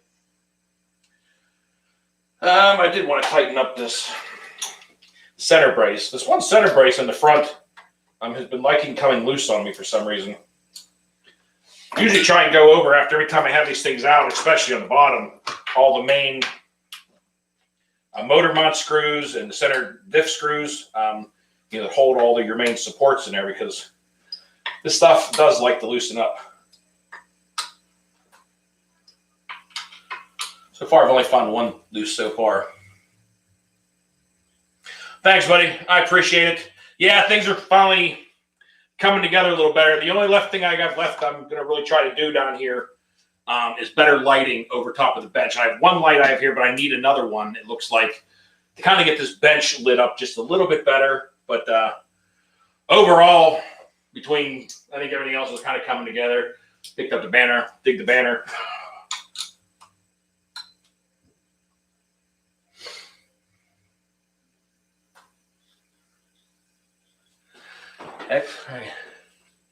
You'll never guess who is subbed to me. Who is it? X-Froggy? Yeah, the Kraton 8S. That was kind of crazy. I was a little bit kind of disappointed. I mean, like I said, if it had come down bad or something really screwed up, where I landed it bad or the car came down hard, I'd understand that thing breaking. But I think I got sidetracked, actually. We were already starting this conversation earlier. But I contacted M2C Racing last night. I sent them an email and told them what happened, kind of what's going on. And I just asked them, I just said, I just figured I'd check and see if you guys, carried any kind of warranty on the stuff. Just figured I'd see. And I told him what happened, and he just said that basically they would give me 50% off another set that I ordered. So, I mean, they're only, I think, $18. It's either 15 or $18 for the shock shafts anyway. So, I mean, it's no big deal. But I just told him, I said, honestly, it's not even about it. I said, it's kind of let you know. I said, I've been using your products for a while. I really love them. I love all the M2C's products. I've always had good luck with them. But it did finally break.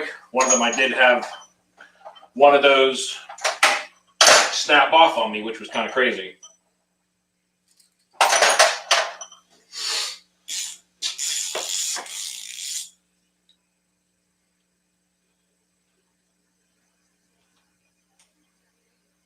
Yeah, Brocky, I do the same thing on mine, especially all the screws in the center brace area and stuff like that. Every single run after I get done running it, usually wash it and then decide to crank them all down because they always seem to come loose.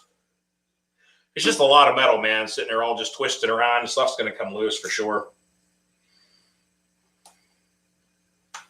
Oh, RC Sparks. Nice.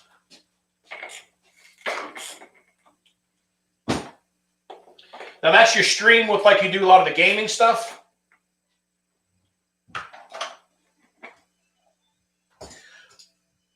I've come in and checked out a bunch of your live streams before when you're doing stuff, Froggy, but you ignored me in the comments or something.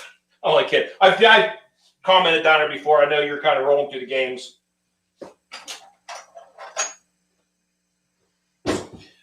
All right, I'm gonna get this thing out of here. I'm going to swap out this wing mount, and then I think that's going to be it until I get my parts for the Kraton 8S.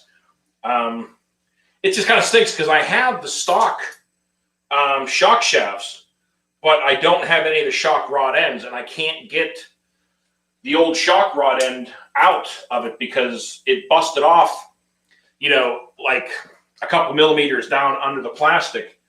And I know it's just going to be a battle trying to get that thing out. And if it was in metal, you could try to drill it and, you know, use one of those easy outs and get it out. But since it's in plastic, can't heat it up, can't do anything like that with it. So it's kind of a lost cause. So I ordered some new shock rod ends. They'll be here in a few days. At least they're supposed to be.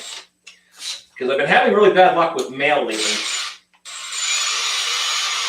I've had many packages just never get delivered. And it's not even, I don't think, Porch Pirates. I mean, the company's emailed me and said, you know, they don't know where they've gone to. The packages just have kind of vanished. They've been, you know, they were never delivered. They never showed up. So hopefully, oh, I guess I got to take that out. That would help be helpful. There's the other spacer. But yeah, been having a lot of packages kind of come up and vanish on me.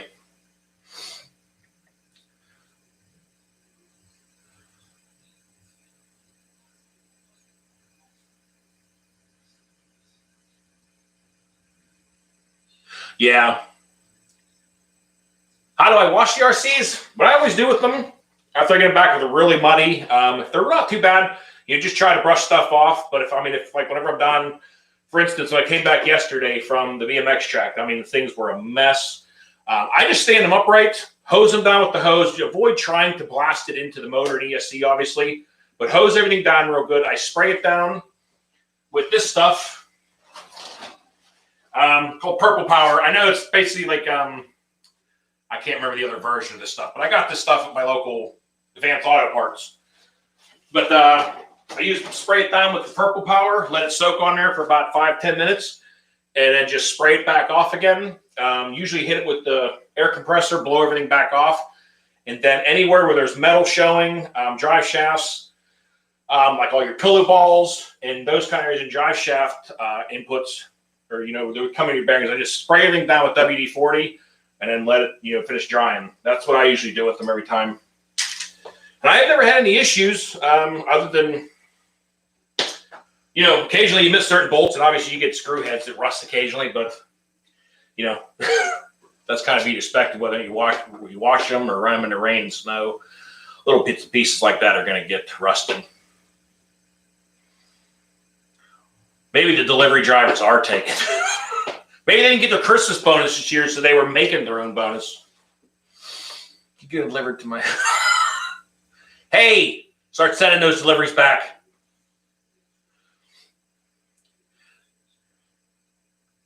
See, I have security cameras inside my house, but I don't have any at the front door for some dumb reason, which is something I probably should do at some point. Yes, Simple Green. Thank you. Simple Green's also the other thing that I've used a lot of times. It works awesome on the cars also. I mean, you can have the car where you got, you know, mud and stuff and a lot of stuff showing in the car. As soon as you soak it down with that and let it soak, you just, all that stuff just strips right off of it. Now, obviously, it does tend to strip the grease and oils. So that's why I always re-hit everything with some sort of spray lube. I use WD-40 because it's a water displacement also. So it kind of pushes water out anywhere that it is. So if it does soften bearings in places like that, it'll displace the water. So it definitely helps the bearings, I think. I know I've seen many, many arguments about using WD-40 versus other oils. Personally, I love the WD-40. I've used it for everything, for tons of things. I've used this for chain lube I raced motocross for like 10 years, and I used that for chain lube all the time and had great luck with it. So I just always like WD-40, so that's what I use. So you can use what you like. Oh, well, thank you very much, X-Frog. I really appreciate that, buddy. That was very, very kind of you, man. I greatly appreciate that. Thank you, buddy. Can you order X-Max, please? No. You're what's making me want to buy an X-Max hardcore. Watching you guys out there messing around with things making me want to get one. Yeah, I've seen that GT85. I thought about trying that. But I haven't actually had much luck finding it around me. I've kind of looked at it in random places when I've gone into parts stores. And I was at Walmart one time. I was looking at it. But I haven't, looking for it, but I haven't found it yet. I'll have to try and look around and get that stuff and try at some point.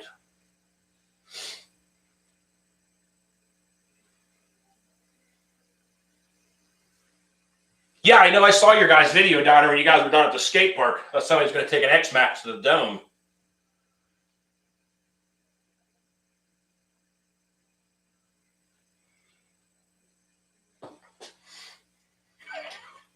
But yes, after watching you guys with the X-Max is making me want to try one.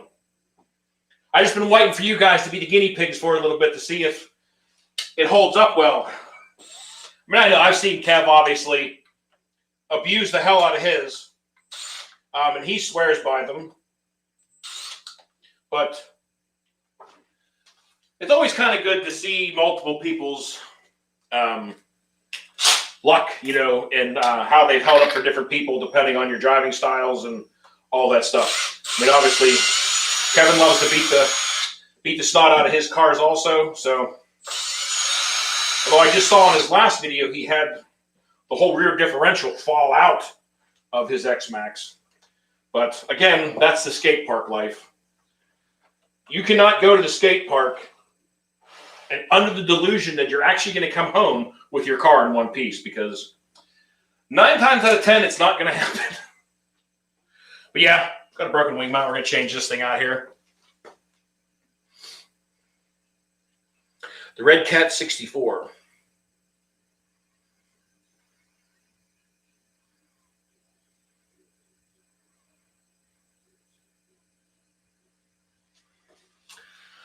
Yeah, the fifth scales, obviously that Kraton 8S was my first fifth scale, and I'm sure Rocky can attest to it also, where it's definitely slightly different. It's definitely a different experience jumping them and getting used to them. At least I have. And especially with stock electronics, I was used to the ease of being able to just correct and backflip a car real fast in the air, especially with any of the 6S line. The car gets out of control, a touch of the trigger, the brakes, and you're correcting it. With the fifth scale, at least with the stock electronics on that, until I turned the punch all the way up to 5 and put the speed gearing on it, or the upgraded gearing, whatever you want to call it, did I finally fully enjoy that truck. Because at first I thought, man, this thing it was kind of a little sluggish. I couldn't correct it. I was crashing it more often because of that. But once I put the other gearing on that thing, it made all the difference in the fun that I was having with that truck. But at some point, I am going to put some other electronics under that thing. I just don't know what I want to do yet. Definitely want, I think, try and speed her up a little bit. I was first thinking about something from Castle, but is anybody else out there that's in here right now had any experience with the Castle stuff or having their stuff catch on fire? Now, where's the piece I need? Why am I seem to be missing? There it is. Hold on, I was losing my mind for a second. This isn't a new wing mount. This was one that came off of something else, but slightly bent, but still good.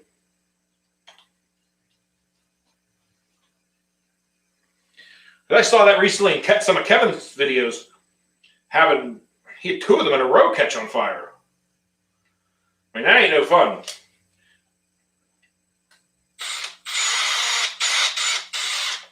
I got enough electronics fires for myself.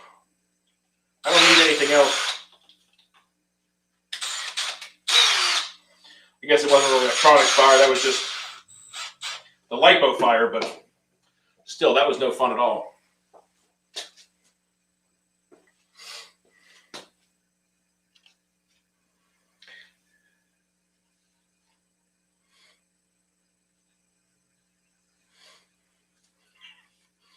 Yeah, well, it all depends on what you're doing down at the skate parks.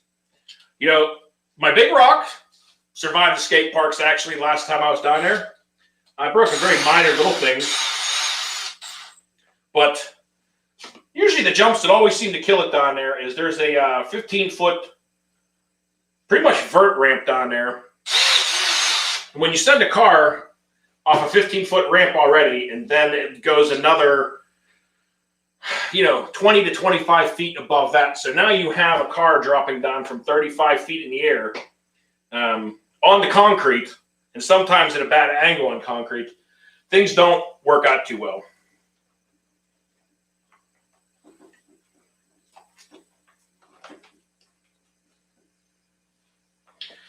So if I could make them land perfectly every time, it's a difference. Most of the times I break stuff down there is because I start getting cocky, getting 2, 3, 4 flips out of it, back flips.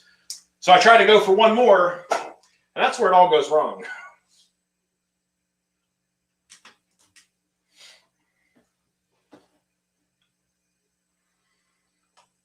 XLX2 burns. Yeah. But yes, the skate parks are very stressful on the cars, that's for sure.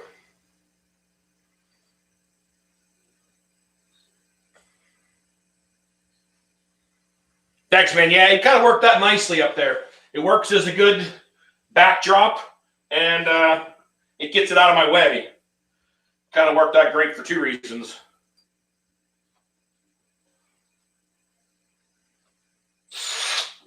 Yeah, I think the castle stuff, it's all depending on which model and what you're using them in. I've seen a lot of people in there giving him a lot of flack about how he was using electronics. I don't personally see anything that he did wrong, the way that he hooked the stuff up, that would have possibly caused both of those ESCs to catch fire. I don't get it. But obviously you can't see what everything's going on, but it is a bad batch. And every company has issues like that sometimes. You get a bad batch of stuff, some things just not put together right. Well, now we're going to try and get this all back together.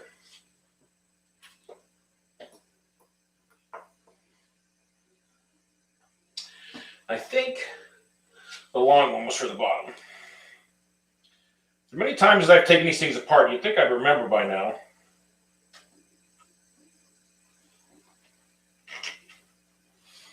All right, we got the first one. There we go. Well, after this, other than the Kraton 8S, everything will be back up and running again. All right. Got a Castle 6S system in your Emax for 7 years. That's pretty good, though. Been lasting you 7 years. That's not bad, man.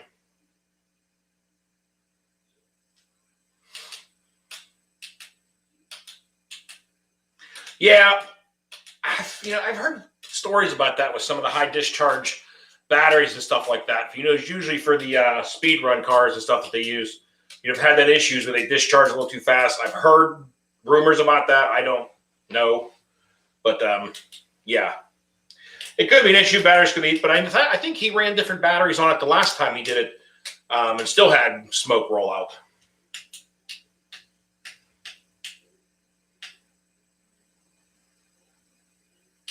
Oh yeah, no, I don't feel for a second that he did it on purpose.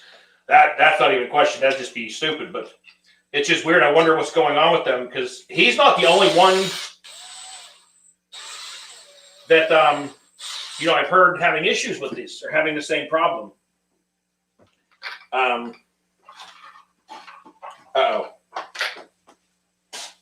I think I've lost a nut.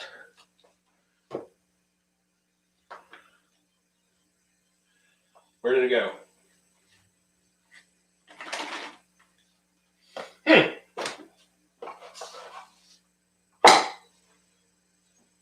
It seemed to have vanished. Unless it rolled off the bench over here.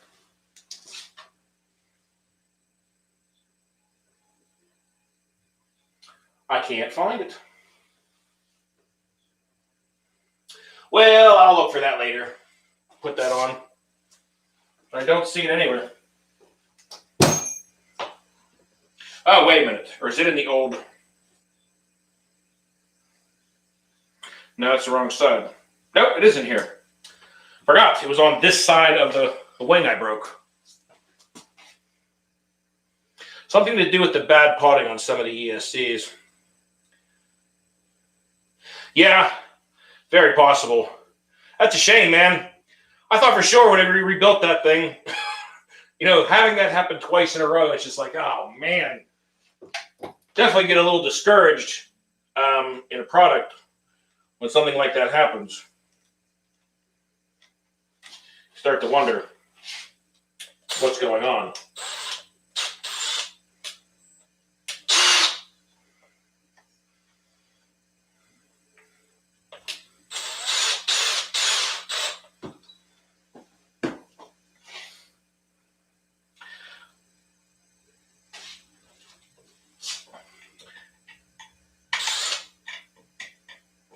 All right, we're going to get this last screw in here. Ooh, golden. Last one's going to put up a fight, I think. Come on. Maybe.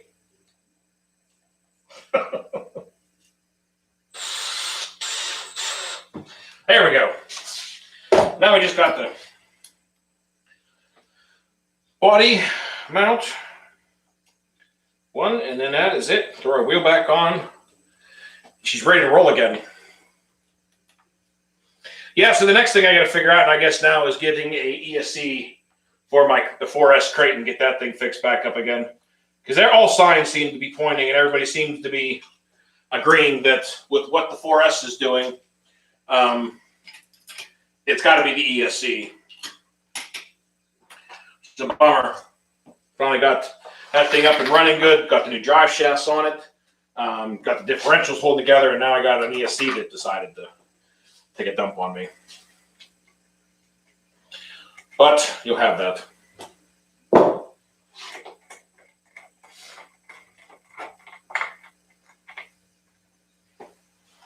So what old games do you play, Froggy?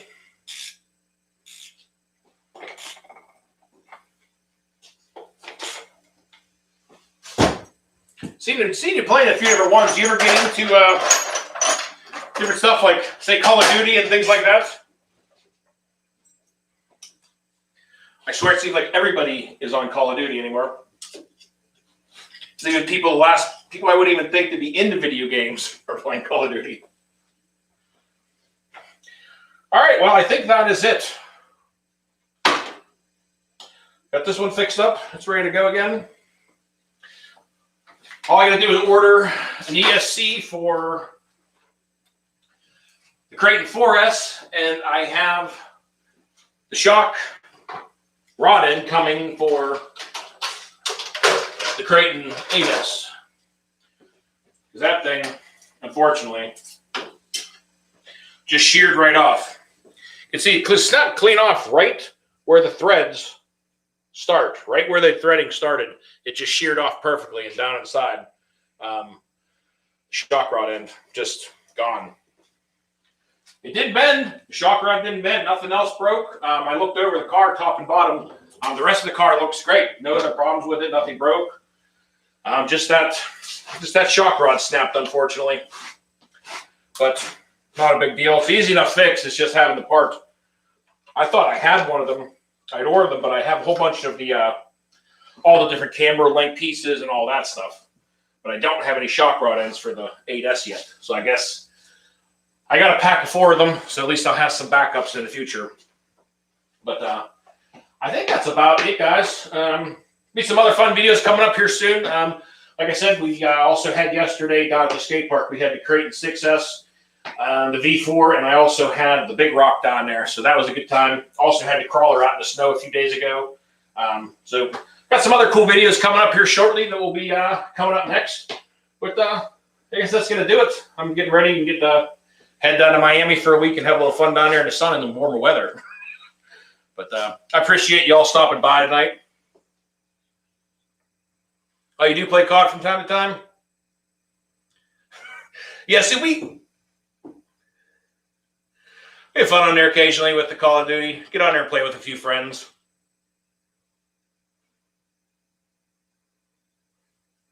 All right, guys. Well, I appreciate everybody stopping by. Appreciate y'all who visited. Thanks again, Froggy, for the donation. Really appreciate that, buddy. Yeah, we'll see you guys. Another future one coming up. Usually going to kind of try to do maybe the live streams like every Sundays and stuff like that as things are kind of going, and depending on the work schedule and all that. And as we break stuff, it kind of works nice with doing videos and then getting to mess around in the live streams, preparing and stuff. So I guess that's going to do it. So appreciate y'all stopping by tonight. I really appreciate everybody. Really appreciate all the support, the comments, likes, everything, guys. Really appreciate all the comments and the videos also. Really appreciate it. It's been a great year. So definitely looking forward to 2021, guys. So till next time, y'all, be safe, be careful out there. Peace out, everybody.